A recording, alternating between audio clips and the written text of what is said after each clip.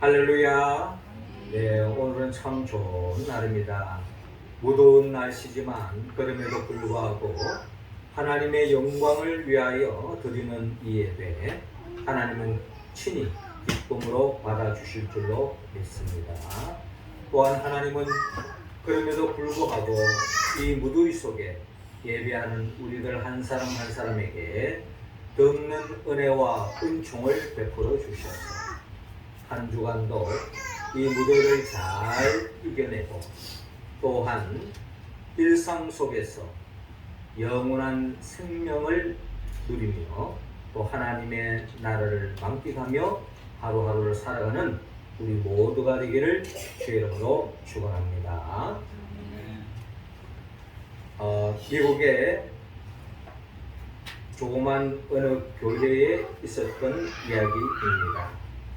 이 교회에 섬기는 주일학교 교사가 있었는데요. 이분이 어느 날 골목을 걸어가는데 홀리게 4명의 친구들이 서로 놀고 있는 것입니다. 그들에게 다가가서 전도를 했습니다. 그리고 교회를 데리고 와서 그들에게 복음의 씨앗을 뿌렸습니다. 사랑으로 섬기고 그런 가운데에서 그들에게 심겨진 믿음은 마치 겨자씨 하늘과 같은 아주 미비한 믿음이었을 것입니다. 그런데 한 30년이 흘렀어요. 30년이 흘렀는데 이 교사가 교사 은퇴를 하고 30년이 흘른 어느 생일날이었습니다. 그때에 4통의 편지가 온 것입니다. 한 통은 중국에서 왔는데 그때 홀리게 중에 한 친구가 중국에 선교사로 가가지고 선교 사역을 하는 가운데 자신을 전도해주고 예수를 믿게 해준 우리 선생님께 감사하는 마음으로 이 스승님께 생일을 축하하는 편지를 보냈던 것입니다. 또 한 통의 편지가 왔습니다. 그 편지는 바로 미국 연방은행 총재가 되었는데 이 또한 그때 홀릭의 친구 중에 한 명이었습니다. 그 친구 또한 선생님의 그 베풀어 주신 그 사랑을 잊지 않고 생일날 축하 편지를 올렸던 것입니다.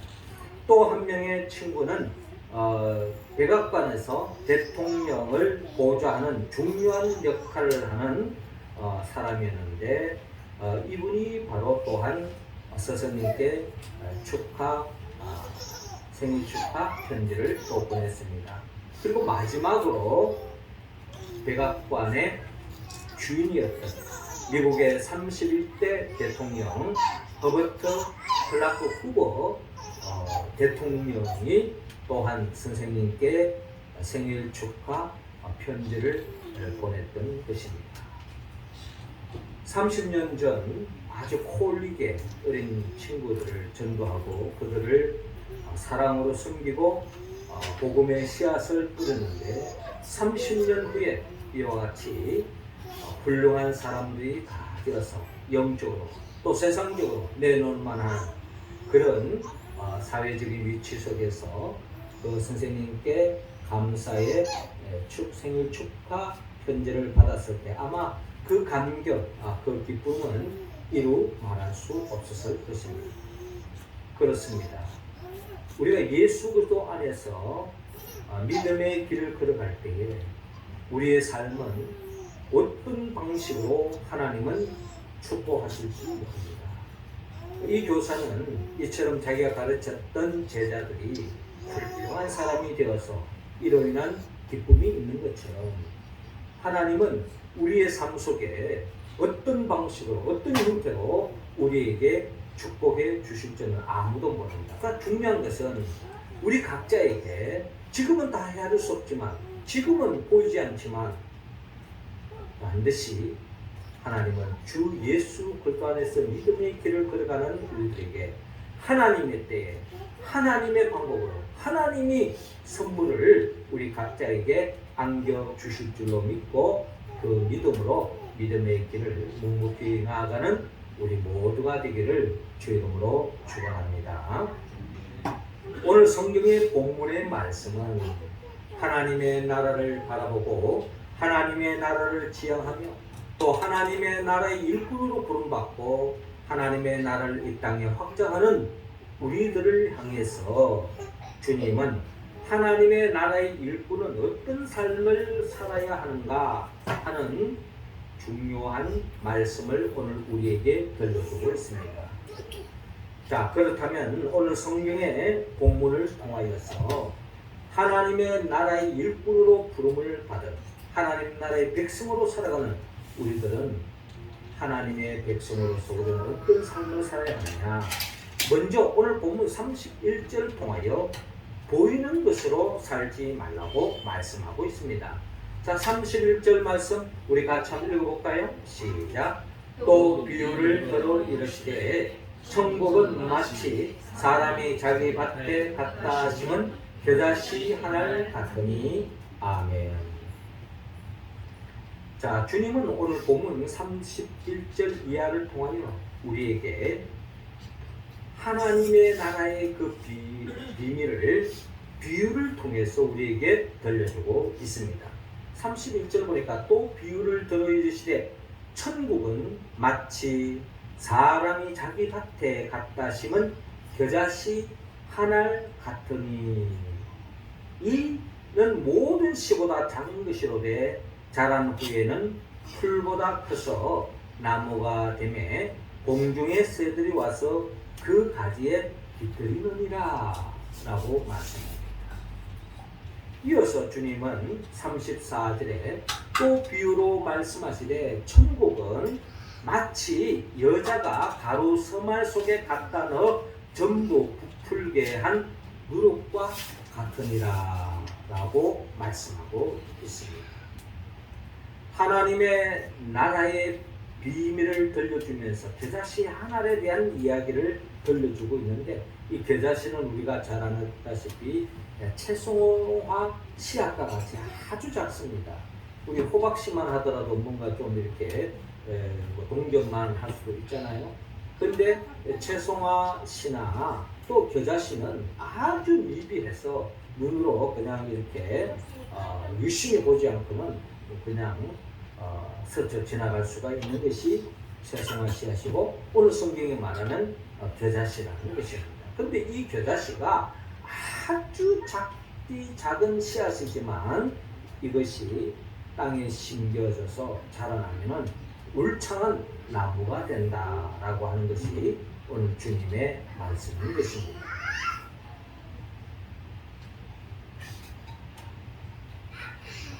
페르시아의 유명한 장군이자 대왕이었던 다리우스 황제. 이 다리우스 황제가 구라파를 정복하기 위해서 치른 전쟁이 바로 첫 번째 전쟁에 맞닥뜨린 대적이 바로 알렉산더 대왕이었습니다. 그래서 이 페르시아 이 제국, 지금 말하면 터키, 소위 말해서 이란, 이라크 이쪽 중동 지역을 다 제패를 했죠. 이 바벨론 제국을 무너뜨린 나라가 이 바사 제국, 즉 페르시아 아닙니까? 그 성경에 등장하는 이 페르시아 바사 제국이죠. 이 나라가 이제 이 유럽을 삼키기 위해서 유럽 정복 전쟁에 나섰던 것입니다. 그런데 거기에 이제 유럽을 대표해서 유럽을 방어하기 위해서 알렉산더 대왕이 이제 같이 대면을 하게 되었던 것입니다. 이때 이제 페르시아 왕 이 다리우스 황제가 이 알렉산더 대왕에게 선물을 보냈는데, 그 선물의 내용이 참깨를 가득 실은 부대를 보냈습니다. 그 의미는 우리 부대는 이처럼 엄청난 대군을 우리가 이끌어왔다. 그러니 하루 빨리 항복해라. 그러면은 살려주겠다 하면서 그 엄청난 대군을 거느리고 왔는 이 다리우스 황제의 모습을 볼 수가 있습니다. 한마디로 이 엄청난 이 참기가 들어간 이 부대를 선물하면서 한마디로 항복하라는 의미로 보냈던 거죠. 그때 이제 이 알렉산더 대왕이 답장은 조그만 봉투에다가 겨자씨 하나를 넣어서 답장으로 보냈던 것입니다.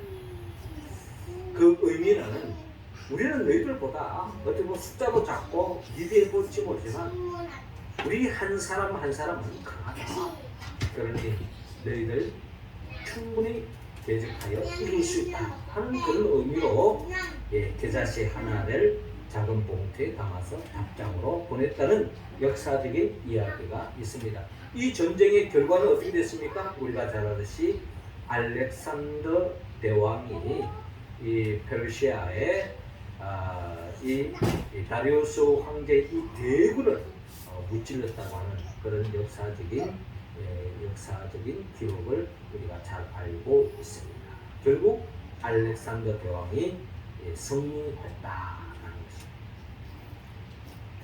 숫자가 많고 적음이 중요한 것이 아니라 그 한 사람 한 사람이 얼마나 용맹하고 또 강하게 무장되어 있는가, 이 정신력으로 무장되어 있는 것은 숫자를 뛰어넘을 수 있다.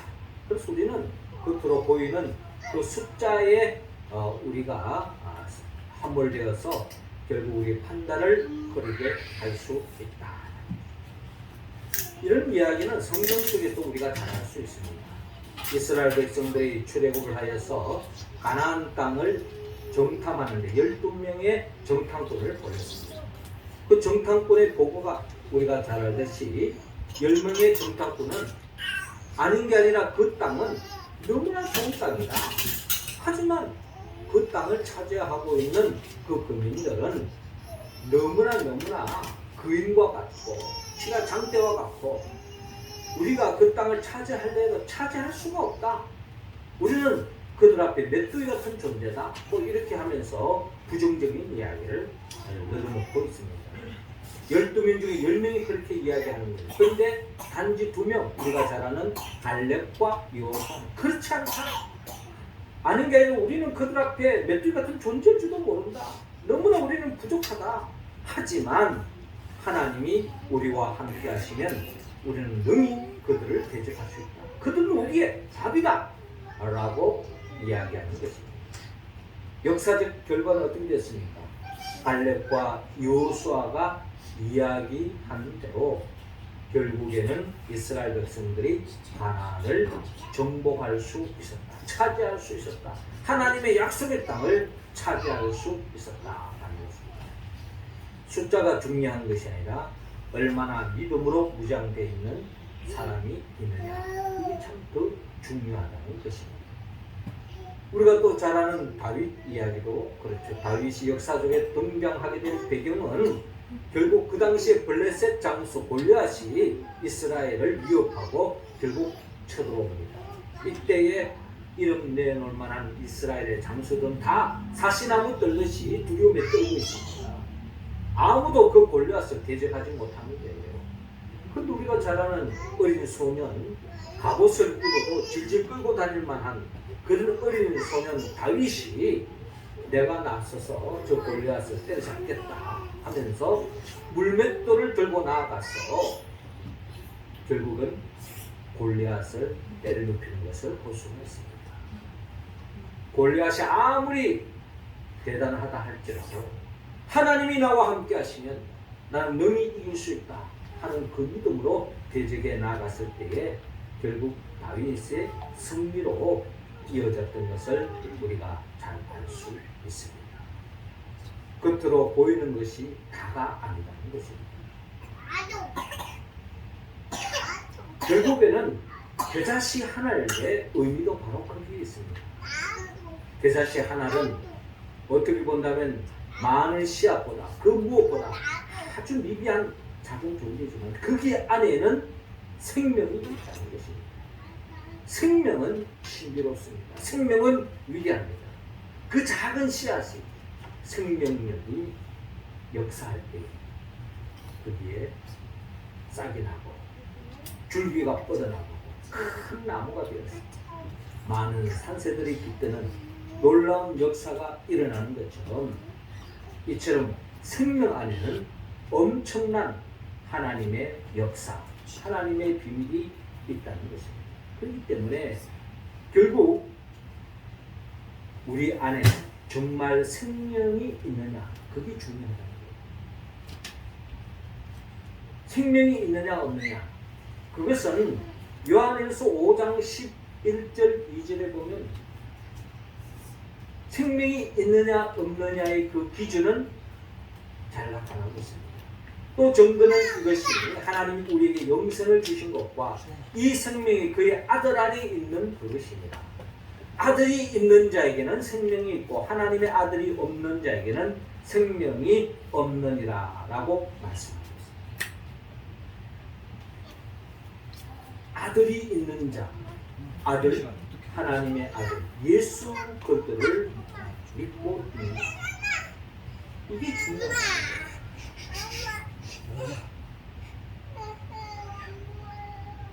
아들이 있다면, 예수 그리스도가 있다면 내 안에 생명이 있다면 이 생명은 주인은 하나님이죠.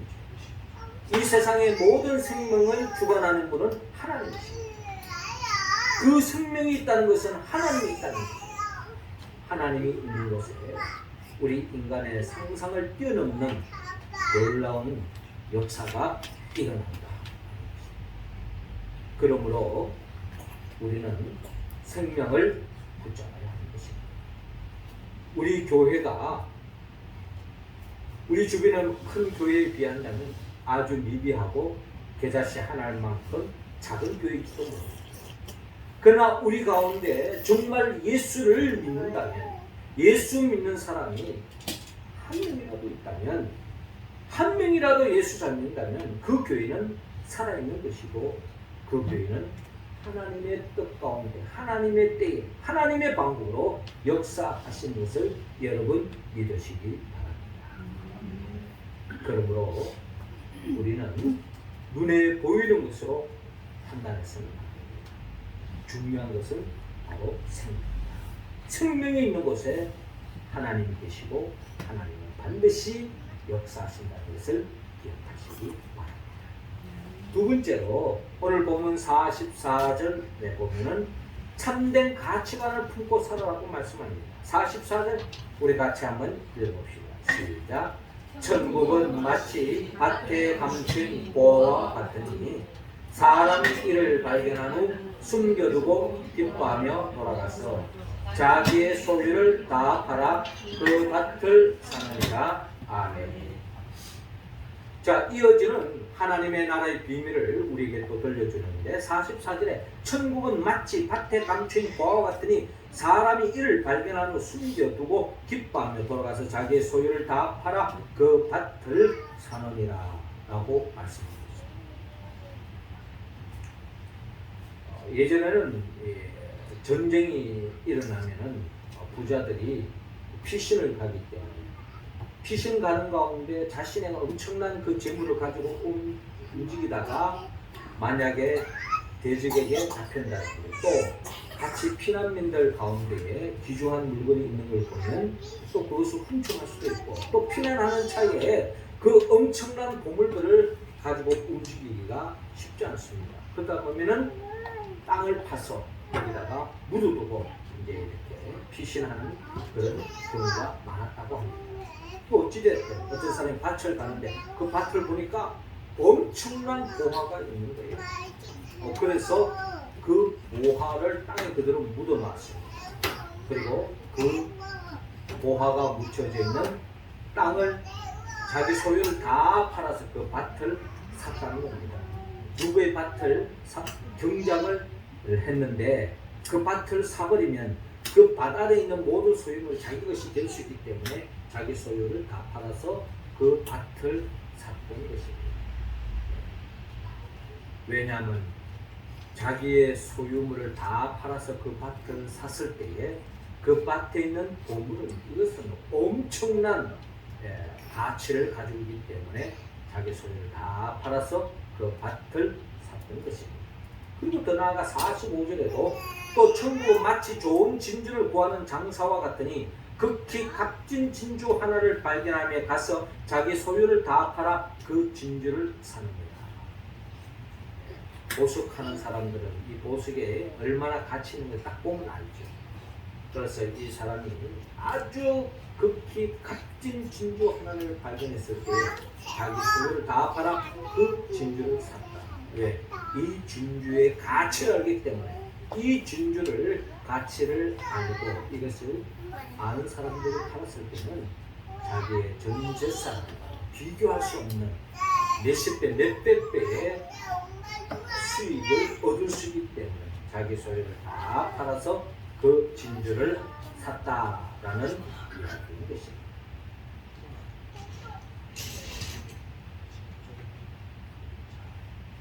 노벨 문학상을 수상했던 헤르만 헤세는 그의 작품 가운데 어거스티스라고 하는 작품이 있습니다.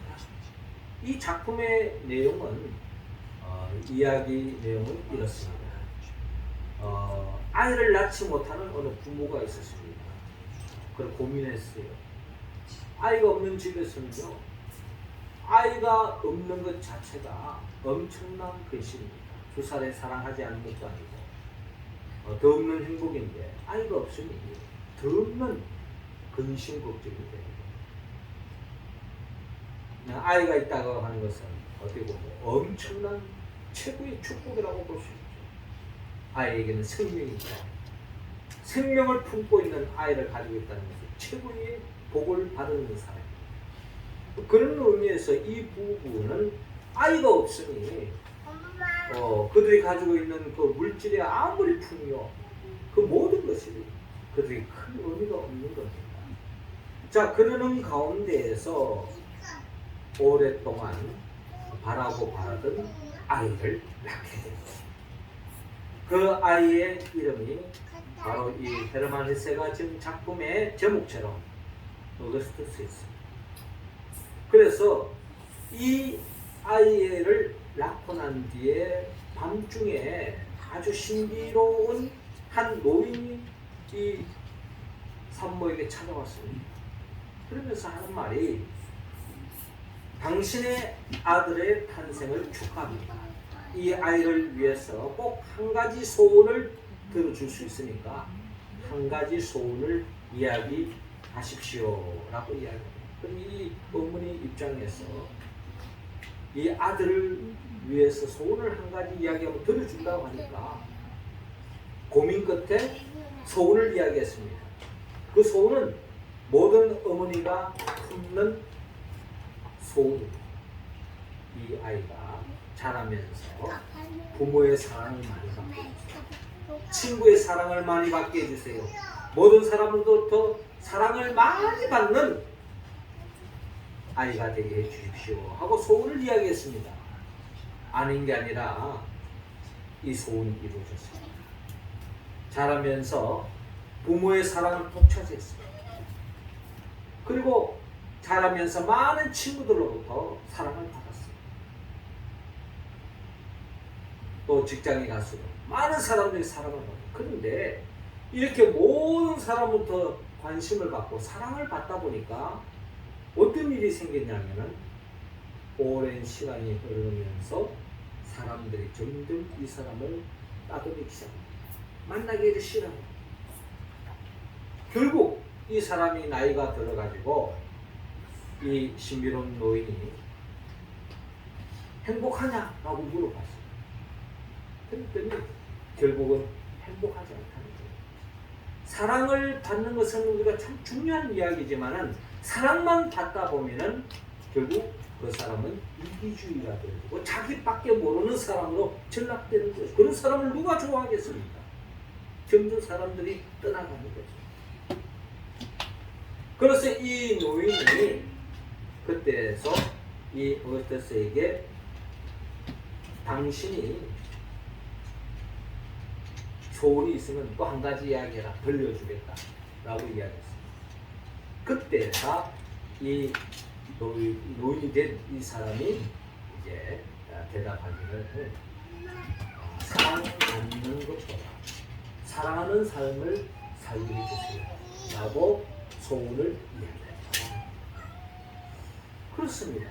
우리의 삶에 사랑받는 거 얼마나 중요합니까? 그러나 사랑만 받고 사랑하지 않는다면 그 사람은 마치 성경에 나타나 있는 사해바다와 같은 인생을 살 수 없습니다. 사해바다가 뭡니까?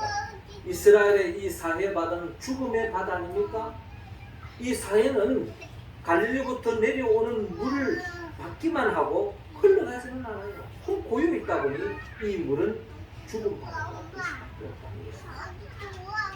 그렇습니다. 우리의 삶에 정말 중요한 것은 사랑받는 것보다 사랑하는 것이 더 중요하다 하는 것을 일깨워주고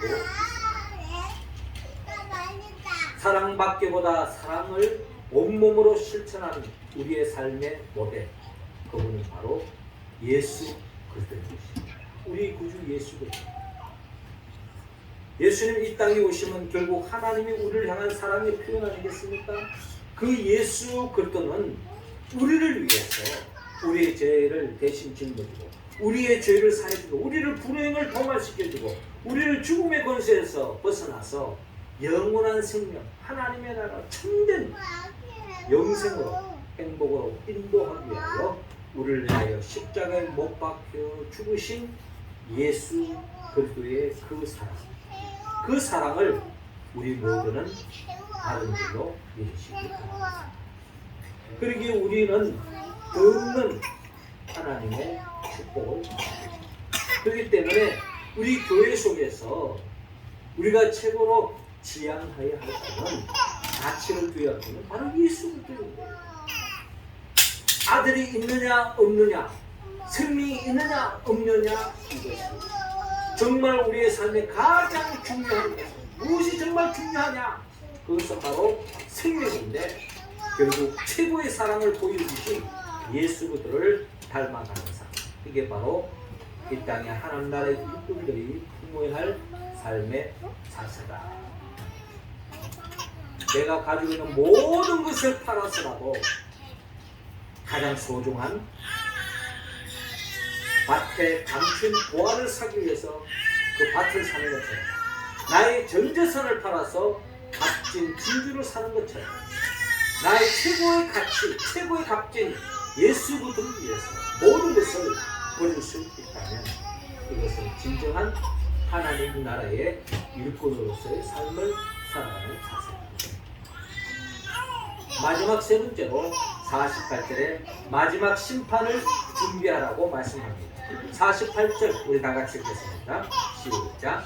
그물에 가득함에 물가로 끌어내고 앉아서 좋은 것을 그릇에 담고 못된 것은 내버리느니라. 아멘. 자, 오늘 본문 47절에 주님은 하나님의 나라의 비밀을 계속 비유를 통해서 들려줍니다. 천국은 마치 바다에 치고 각종 물고기를 모으는 그물과 같다. 그물에 가득함에 물가로 끌어내고 앉아서 좋은 것은 그릇에 담고 못된 것은 내버리는다. 그렇죠? 어부가 배를 타고 그물을 던졌을 때, 고무줄이었을 때에 그 그물 안에 있는 걸 다 걸러서 끌어내는 겁니다. 근데 그 그물 안에는 이 어부가 원하는 먹을 만한 물고기만 있는 것이 아니고 바다 밑에 잡담으로 같이 걸려오는 거죠. 그래서 이제 그물을 정리를 하잖아요. 먹을 만한 물고기는 바구니에 담고 쓰레기라든지 또 뭐 작은 물고기, 먹을 수 없는 물고기 이런 건 다 다시 바다에 던진다든지 버리는 거죠. 이게 바로 그물질하는 어부의 모습을 볼 수가 있습니다. 그러면서 주님은 49절에 세상 끝에도 이러하니라. 천사들이 와서 의인 중에서 악인을 갈라내어 풀무불에 던져 넣으니 거기서 울며 이를 갈리라 라고 말씀합니다. 그러니까 이 마지막 때가 되면 천사들이 와서 추수 작업을 하는데 그 추수를 작업하는 가운데에서 예수를 믿고 예수를 내 인생의 최고의 가치를 두고 살아왔던 사람들은 천국에 이르게 하지만 생명이 없는 사람, 예수가 없는 사람, 예수보다 세상 것을 더 사모하고 그것을 위해 살았던 인생들은 다 천국불에 던져지는, 지옥에 던져지는 역사가 일어난다는 것입니다. 그러나 아들이 있는 사람, 예수를 믿는 사람은 하나님이 예비해 영원한 천국에 이른다고 하나님의 성경을 통하여 우리에게 분명히 약속하고 있습니다. 믿습니까? 우리는 이 약속을 믿고 믿음의 길을 걸어가는 성도들입니다.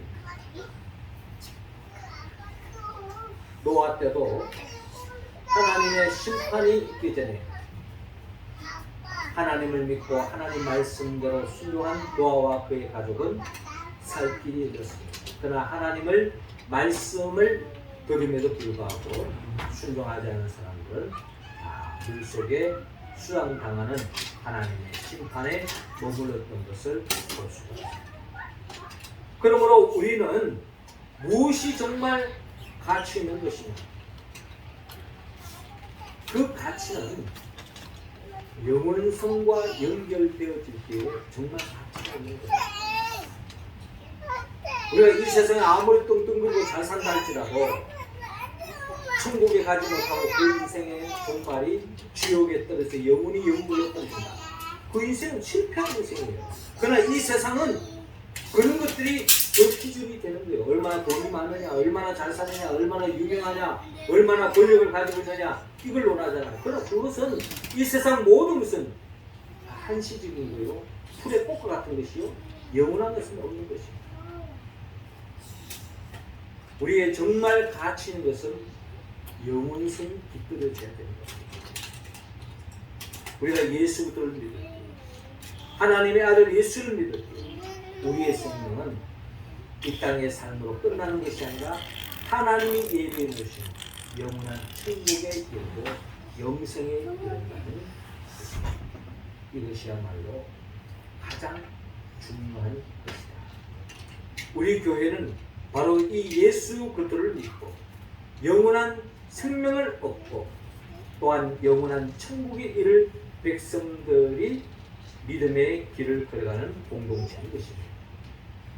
이것이야말로 가장 복된 공동체요 하나님으로부터 최고의 복을 받은 일로 여러분 믿으시기 바랍니다. 사랑하는 성도 여러분, 우리가 이 무더운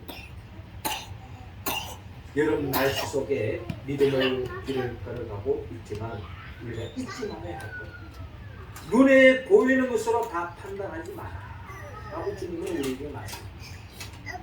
더 나아가 참된 가치를 품고 살아가는 것입니다. 참된 가치, 가장 중요한 것은 결국 예수, 아들이 있느냐 없느냐.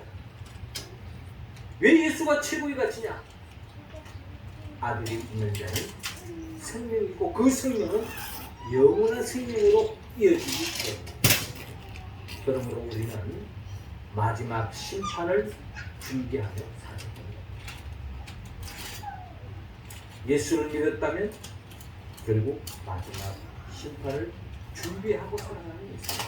그런데 예수를 모른다면 하나님의 심판을 망각하고 살아가는 인생, 어리석은 인생으로 전락될 수밖에 없습니다. 우리가 어떻게 이 말씀에 온전히 응답할 수 있습니까? 성령의 도움을 받아야 합니다. 성령은 예수부터 영입니다. 예수님이 누구입니까? 예수님은 우리를 위하여 천지 만물을 창조하시고 우리를 위하여 친인간의 몸으로 오셔서 우리의 죄를 짊어지고 십자가에 못 박혀 죽으시고 부활하시고 승천하시고 지금은 하나님 보호자 앞에서 우리에게 성령을 보내주시고 성령의 도우심으로 주의 몸된 교회를 중심으로 예수를 믿고 영원한 생명을 품고 마지막 심판대에서 의인으로 인정받는 그날을 꿈꾸며 믿음의 길을 걸어가는 우리들을 가까운 훗날에 주님 재림하신 그날에 우리를 영원한 천국으로 인도해 주셨고 그분의 영보에서 성령의 도움을 받아서 매일매일 삶 속에 보이는 것으로 살지 말고 참된 가치관을 품고 또 마지막 심판을 준비하며 믿음의 길을 꼿꼿하게 걸어가는 우리 모두가 되기를 주님으로 축원합니다. 기도드리겠습니다. 하나님 아버지, 이 시간 우리 한 사람 한 사람에게 성령의 기름을 부어 주옵소서. 성령 충만함으로 보이는 것으로 판단하지 말게 하여 주시고 참된 가치, 생명을 품고 계신 예수 그들을 믿고 살게 하여 주시옵시고 그리하여 마지막 심판대 앞에 섰을 때에 칭찬받고 하나님의 이루신 영원한 천국에 이르는 주의 백성들 다 될 수 있도록 인도하여 주옵소서. 예수님의 이름으로 기도하옵나이다. 아멘. 네, 찬송가 90